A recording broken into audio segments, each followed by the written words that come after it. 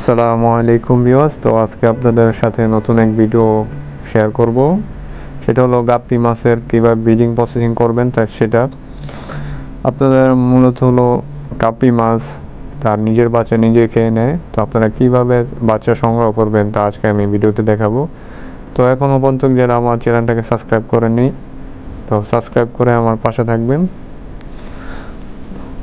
তো আজকে আমি দেখাচ্ছি এই যে আপনারা এই গাপ্পি মাছটার যেগুলো বাচ্চা দিবে ওরকম দেখা যাচ্ছে এখানে দুটার এখন পেট ফুলে গেছে, একবার দেখতে পারতেছেন যে বাচ্চা হয়ে যাবে আজকে বা কালকে।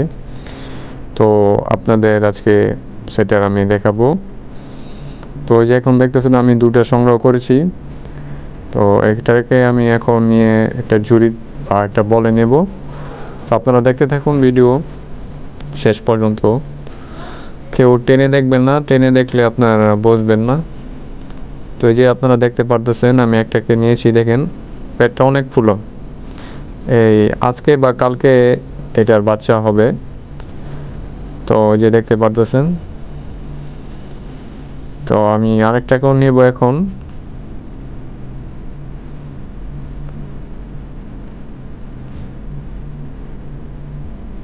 তো দেখতে পারতেছেন ওইটা থেকে এটার পেট আরো ফুলা, এটাও আজকে বাচ্চা দিয়ে দিতে পারে।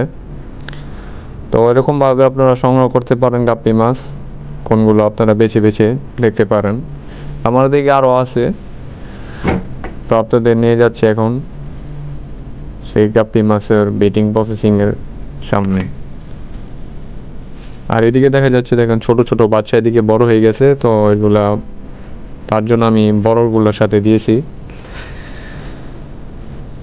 তো ওই যে আপনারা দেখতে পারতেছেন যে আমি গাপ্পি ব্রিডিং প্রসেসিংটা করছি, একটা জালি দিয়ে দিয়েছি যাতে করে বাচ্চাগুলা হলে পরে আপনার এই জালি থেকে নেট থেকে বের হয়ে যেতে পারে, আর মাছ যাতে আর না খেতে পারে।